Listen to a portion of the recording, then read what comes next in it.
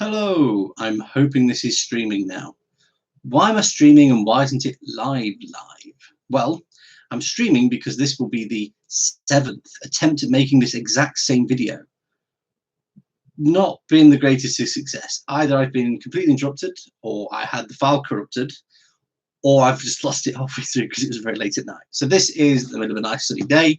I'm in my little new man cave, and I thought I'd talk to you about my new old hobby. It's new because I've just started doing it again. It's old because I used to do this when I was a kid. I'm now considered apparently an old man.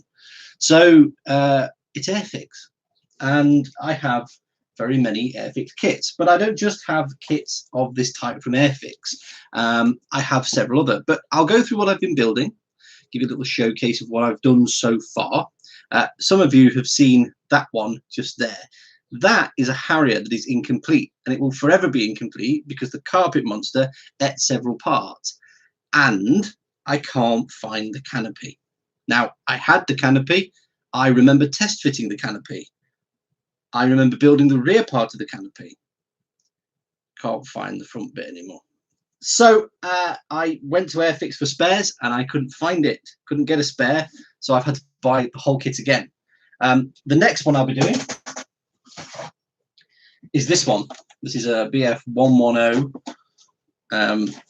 Sort of my second favorite fighter, because my favorite is the 110. This was a couple of quid off eBay because it had been quote unquote started badly. I may put a picture from the sale below, but basically parts of the cabin area have been created. The pilots were in their seats, and critically the fuselage was fused together, but as you can see, I've got it apart. So that's my next project. I'll be going through the rest of this, but it was missing the canopy. Luckily Airfix came good themselves, and they had spares for this one, so I've got a new canopy. So the canopy is all ready to go. Everything's in there. We're all good. They've used one of the decals as well, but for a few pounds rather than 15, 20 quid for the actual kit, I'm not going to complain for £3 plus a bit of inconvenience. So what have I actually been making? Well, first aircraft I made, surprise, surprise, 109. So this is a 109 E4. This is Airfix's 109 E4 in 9JG54. Pardon me. See what I mean about remaking this video? This is 9JG54 livery. You'll see that I've tried to model it. I've tried to give it a posed look. You'll see there's some silvering added in places where people have got in and out of the aircraft. It's got a matte varnish finish. I've tried to take the shine off the decals, which is worse in this light, but isn't that bad now. And you'll see that on the underside, it's very obvious that I've tried to weather it. You can see. So there's weathering, there's streaks. So you especially see here, there's streaks running from front to back, and there's dirt in places. Pretty nice build. Could be posed with the cockpit open. Quite like Hornby Airfix for that stuff.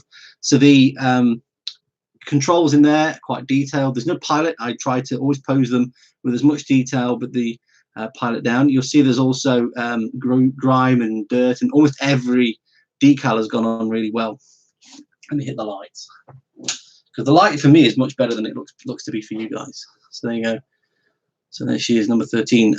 Yellow 13, quite like her, quite enjoy it. If you see that there is a crooked cross on the rear tail, that's added by me for authenticity purposes. I have no particular leanings in that way. It's a model airplane. So that was the first one. Second one, RAF Mustang. So Mustang Mark IV, again, I did the weathering and streaking of grime. Probably a bit more obvious on this one. Looks a lot better in real life, but I don't have a high enough resolution camera to show you that well, and the light's not helping. But that's the second one, again posed with the hood open, and we're going to go through some of the tools I used to make these. The third one I made was P39. Now this one is interesting because of the filling I do on it. Again, you can see the streaking underneath, you can see the weathering. Again, there's all sorts of silvering and peppering and bits and bobs on the top, around the gun areas and the wings, and some bits and bobs. The fourth one I did, the fourth one I did is the Harrier up there, which won't ever be seen again. The next one I did was actually a Revel. This is a Revel kit. So this is their G10, but this was from 1996. Inside, it's actually molded into the plastic saying 1996. This is currently absolutely fresh from painting. It needs a couple of paints, coats of varnish before I can weather it. It's had you know, the base layer, it's had a color layer, and it's had the decals put on. Build really nice, except underneath here, along the underside, you can see there's actually really horrible seams in here. But the decal for the spinning prop was awful, so I painted that myself. So everything I've done is painted by hand, painted by brush. I don't have an airbrush. And we're going to go through my basic tools, the start tools that I recommend for anybody starting or restarting this hobby, and roughly how much I paid. So the first thing I got was a candle. You think, why did I get a candle? Well, I got a pound shop candle. We used the candle, and then I put it and boiled the glass it was in, and I got myself a perfect little jar for all my brushes. So what brushes have I got? The flat set, dark blue, Bouldermere from the Works, £2. Ditto for the round set I've got. There's a light blue set which came from an eBay seller in China, £1 something for like 4 brushes of that kind, and £1 something for 4 brushes that were a bit flatter. So this is actually a very flat detail brush. These are actually quite nice brushes, quite like them. The other ones, so they're the Bouldermere flats, was this one. The other ones I got with these were a bit more expensive. These are double O, triple O, and quadruple O detail brushes, because I'm building, so that's a double, that's an O, and that's a triple O. They look very, very similar to me. I've had to trim them as well. They didn't come very well, and they don't clean up very well. The Chinese brushes, the Bouldermere brushes from the Works, clean up quite well. If I find, I don't know if you can see this. Can you see this one? You can't really see. Terrible, but it hasn't cleaned up very well at all. I think that's just the bristles. Next bit I got, so we've got maybe £5 worth of brushes and £1 for the cover, and I had £1 for like a whole bunch of pipettes. I got like 20 pipettes. So these are quite useful for doing bits and bobs. So we're talking £6–7 for every brush I will need for this year. The next thing, a little bit more expensive, but I got multiples of them. Tweezers, needed these. £3, and I think I got 6. Again, they're an eBay buy. They're just tweezers. They're not problems. I did also have from an electronics kit some auto holding tweezers. They're all right. These are very, very cheap ones, but I say these came. I already had these, so I can't really say how much they cost. That's the first basic start of stuff. So I had these from the Works as well. These are £2. So you can buy them just off the shelf in the Works. So I had 2 for £2. So we're talking a tenner for everything I want. I don't need white spirits, and I don't need any sort of mineral oils or anything like that, because I'm using acrylic paint. So I used to, as a kid, always use Humbrol enamel, always. So Humbrol enamels come in the little tins, and they are oil-based, and they stink, okay? These are the things that really make your house smell like you've been painting, okay? Don't like them that much anymore. They give a good finish. I'm not going to knock their finish, but most of these gift sets, like the 109, they come with these little pots. These are mostly acrylics. So here's a whole bag of them from gift set models that I've had. Why have I got a whole bag of them? Don't rate them that highly. So especially not the Hornby Airfix ones. So the Hornby Airfix ones come in little tubs like this, and if you're lucky you can sort of see that they do still move, and if you're not, they're just solid. It's quite bad. So these are from the gift sets I've had. That's from a gift set that I've had, but I don't like them. Do not like them very well. The white went on terribly. So the other ones I've had were Revel. So Revel's little pots come with white writing on the top. What these contain is actually this.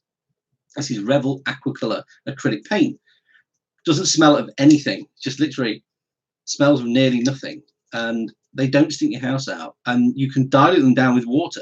Pipette, clean water, shake them, and they're ready to go. You don't need white spirits, you don't need mineral spirits, you don't need anything that stinks. You just use this, and if you paint them well, you don't get brush marks for it at all, because I've just broke my landing gear, but if you paint them well, you do not get brush strokes, brush marks at all. So quite enjoy using these. I've got a whole set of them in here which we'll go through. Now that's not to say that Humbrol don't have their own. So Humbrol acrylics come in little pots like that, and I have 3 of them. You'll see though that of the three, only the red has been opened and used. Red is quite good, quite useful, but I've used it for tiny things. I haven't painted any aircraft red. So I've just got some of these. These are going to be used on an old classic Spitfire and Hurricane set soon, so we'll give them a good college try, as you would say. But I still prefer the Humbrol, the Revell aqua colours. So pipettes, brushes, paint. Well, what's the other big thing you need when you're starting model making? Well, as you'll see from this gift set, glue. You get this kind with Airfix gift sets. It's fine. It's just good old poly cement. Humbrol also do it in a precision application tube. However, I find this, nice as it is, to be slightly inferior to Revell's version, which is called Contactor. So I have several of these, actually 2 here already. So this comes with their gift sets. It's just Contactor. You can buy it for a few pounds as well. It's just a nozzle that you can get it out of fairly easily. It stands nicer as well than this. This doesn't stand very well. It takes up so much space compared to that one. It's like twice the size of the Contactor. There's 14 mil in that one, and there's 12.5 grams in that one. So it's 1.5 mils different, maybe. Look at the size difference. This thing just gets in the way. It's hard to pack into my box. But they aren't the main glues I use anyway. The main glue I actually use now is this extra thin from Tamiya. This wasn't around when I was a kid. It's like nail varnish, but what it does is it's so fine and so thin that you give it capillary action, then it draws the glue through the joints. Really, really good. So you can dry fit really well, then touch with this and it just contacts it, keeps it really nice. The other thing then that I use for keeping things together, I've got some pegs around as well, but masking tape. Now I use this for both bonding things together when I'm wrapping over something, or I use it for actually masking. You'll see the nice crispy straight lines on the 109's camouflage. Well, that was done with masking tape. You can get this stuff. It will sometimes, if you haven't left it long enough, take off a previous layer of paint. So I've got more expensive stuff. This is Tamiya masking tape, 6 mil. So this is literally very fine, thin stuff. This is great though, because you'll find other model makers use this, and I use this to make seat belts for things. You can make seat belts, make little details, and put them in place, and it's a lot easier to work with. Really good stuff. The other stuff is again a Tamiya product. This is flexible, very thin masking tape, and this is what I used to get the spiral on there. The first time I'd used this, I used it as well on the wings a little bit on this one. You can just about see there's a curve in those. Very useful, but for 1:72 scale, which is what I'm doing, this is actually a bit thick. I needed it a bit thinner than this. This is, I think, 2 mil. I probably needed 1 mil, or probably smaller, if that was possible.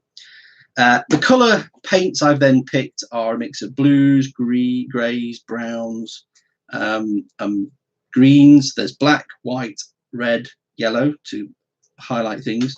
There's obviously dark earth, and there's dark green to go with most camouflages. Most of the German greys are in here. The other thing I have, of course, is not every model fits perfectly. So model filler. This is Humbrol's one. This is Revell's one, and they're fine. I actually mix them down with a drop of, so I put them on something metallic, like a lid from a jar, and I put in a good squeeze of this, start to mix it, chop it, shake it, and then put 2 drops of white spirit on it to keep it moist and fill the seam. Now this is before you paint. You can do other things. Some people use super glue. I have super glue as well. So I have super glue.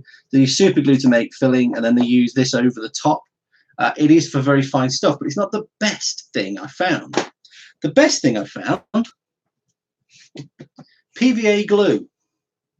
So I put a good dollop of this into the lid. This is what this lid is actually for.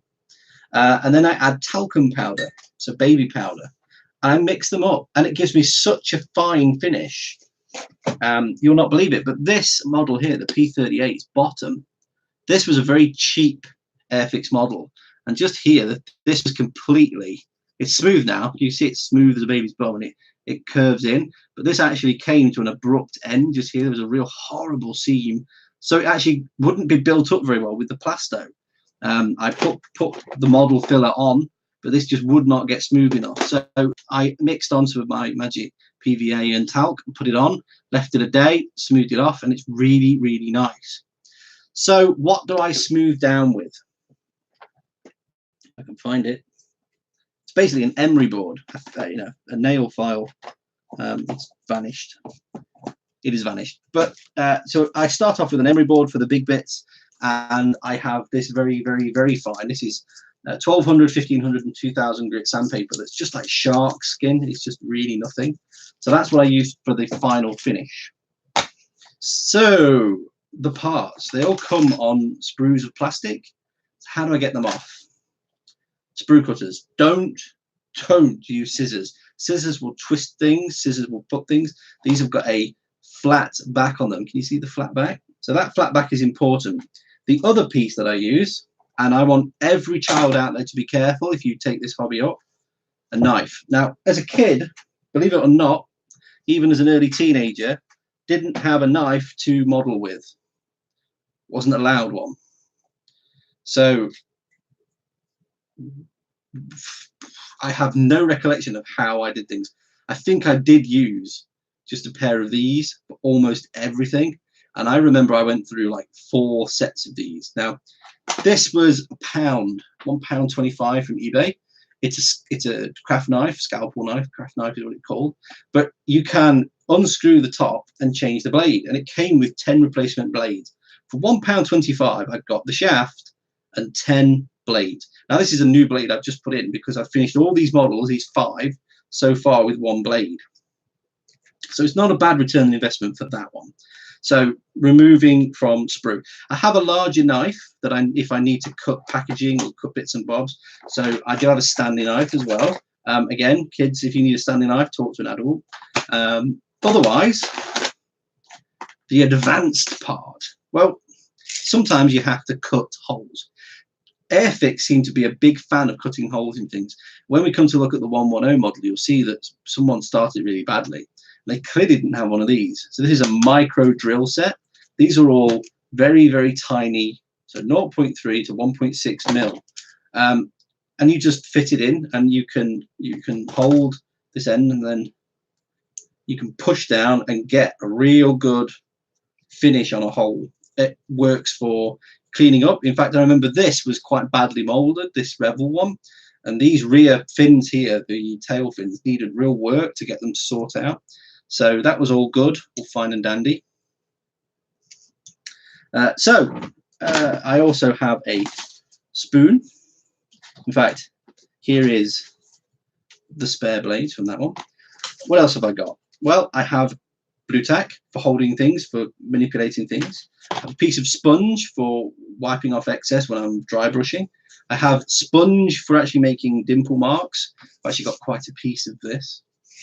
I usually work on the back of a box lid. So I don't have a large work area. I don't need to spray. So I've just got a box lid, and I can just fold this up and keep the worst and everything inside here. So anything that's open paint goes inside here, and then if it spills, it just spills in this. It doesn't get everywhere. But my actual worktop is a very cheap tabletop from IKEA. Even if you have a desk or a table already, I recommend going and getting one of these from IKEA, putting a few bits of rubber underneath it, and putting it on top of the workspace you're on. You can just lift the whole thing off and on whenever you want to work with it, if you're working in the house or working outside. It's a very, very cheap way to keep resurfacing your tables, and one I recommend. Next piece was a spoon. This was mainly for opening the Humbrolls. This was the original spoon I had when I was a kid, so I've looked after this spoon quite a while. The final thing that I have a fair few of are cocktail sticks. Cocktail sticks and cotton buds. So these are for wiping off excess or doing dimples or doing bits of camouflage.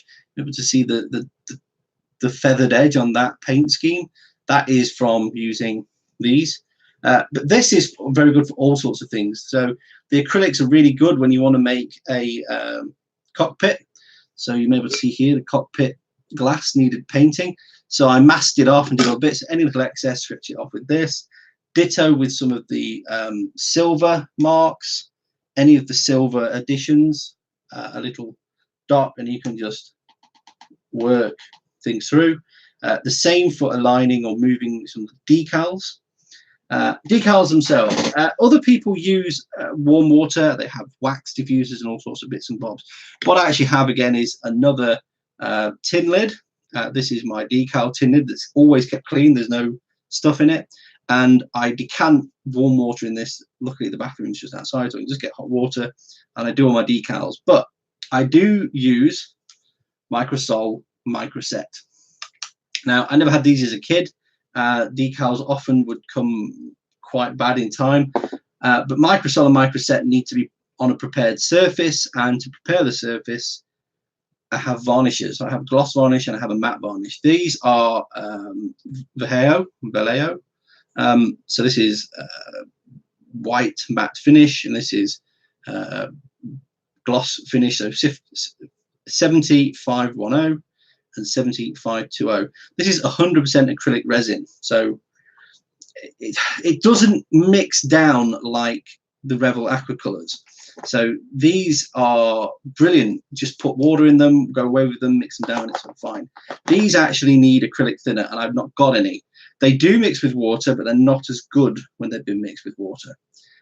That's about it. The only other thing I have is some isopropyl alcohol. I use this if I'm mixing a wash, and I'm yet to get this right, but the washes I've done have been with oil. So I've used oil color and I've used white spirit. So a dot of this to a drop of that, and I get a really okay wash. It worked on the Mustang, it worked on the first 109. On the second 109 and the P38, it took the paint back off. Now, I don't know if it's because I hadn't left them for a week. The first 109 was built over 2 weekends. So I had a week in between first paint and this preparation. The Mustang, probably 4 weeks. I took ages doing that one. The other two I've done in 2 separate weeks. They've been quicker builds because I was practicing some techniques. The 109 has a paint technique and the P38 was a real filler tester. So maybe I did this too quickly, but it stripped the paint off. So the alternative is a wash with acrylics. So it's sort of 1 part paint to 3 parts water to 1 part isopropyl alcohol. And it works really well to give you a nice, good wash. So that's going to be improved upon.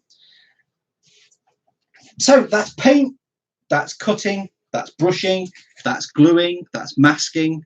That's basically all it is. So we reckoned £6 for the brushes. This is an extravagance. These are maybe £4. Each of these are £2 from Hobbycraft. You can get them online as well for slightly less. So we're talking maybe 2, 4, 6, 8, 10, 12, 15, maybe £20 worth of paint to start you off is what I would recommend. Pick nice colours. You need a black, a white. You'll need a red and a green, a bright one. You can use the bright green in your cockpits. You can use the red for markers and bits and bobs. So you're always going to use them. You may also want a yellow if you're doing wing tips, or if you're doing wing leading points. There's actually yellow on those wings. If you get a starter kit, then you will get the basic glue. You could stick with that. You'll also get basic paints. But you see these paints, look, see, they don't flow. You see these paints are solid, look. So these are, I don't know how long this was stored. I don't know how long it was out there for. This is actually model A55106. So I think it's been out quite a while, if I can find a date on it. 2012. So that's potentially 7 years old, that paint. Whereas the Aquacolors, I can hear they move, I can hear they're okay. So that's my problem with these gift colors. I keep them because if any of them do move, I use them. So that yellow is moving. It is moving. With a good shake, that yellow would come back to life. But the white, no such luck. What model to start with then? Well, I started with 109s, and I have another one to do here. This Harrier was actually quite a difficult build, and it does say skill level 2, but this was built a completely different way to the ones I had as a kid. This is actually another model gift set from the wife for my birthday. It went so badly, and I wanted to do it so well, I bought another. So the Harrier is in progress. There'll be another Harrier. If I can use this for anything, it will be as a paint mule. I will try things out on it. But you will see, you see the straps, they don't come with it. I actually tried to make straps and make detail in the cockpit. It's a real shame it didn't go well, because that's probably one of the best cockpits I've done ever. And I really quite like the cockpit. Just the rest of the build went a bit ski whiff, but hey ho, we live and learn. So that's the Harrier anyway. We can put her back up there. And my Harrier is my favourite jet. So 109s. What else? Well, these are the ones I've built already then. So we built the P38 Air Cobra. I've shown you that one. That was a terribly, terribly badly molded kit. I have no idea what year this was from, but the quality was so low as to just make it almost unbearable. It was a $5.99 kit. It's A01039, and it was terrible, absolutely terrible. There's no date on it. If this wasn't from the 90s or a tooling from the 90s, I'd eat my hat. It was terrible. So don't get the P38 unless you really, really want to practice your filling in. The 109 G10, this was the 1996. Not bad. It was well molded throughout. It needed some. It had a bit of flashing, which is extra plastic out of the corners, but it was all right. Went together quite well. It was an easy build. I did the cockpit. The thing about the Revell ones I've got is there's no cockpit in them. There's just no cockpit. It's just a chair and a man. It's ridiculous. So if you're looking to display them, the Revell's probably on the way to go. I say that because one of the next builds was going to be this one, but I'm not going to do that one next now. This was the first one I did. So this was the 109 E4. My favorite aircraft, my favorite historic aircraft. I noticed the new Top Gun 2 trailer. There's an aircraft, a piston-driven aircraft coming over a road at some point, and I could have sworn it's a 109. So what is that space? The other one was the Mustang Mark IV. Now this was a pound off eBay. It had been opened, it hadn't been started. Pound off eBay, pretty good. It was a gift set, but there was no paint or anything included. That's why it was a pound. So bargains are to be had for this hobby. The other ones then, these are the unbuilt. Now, we have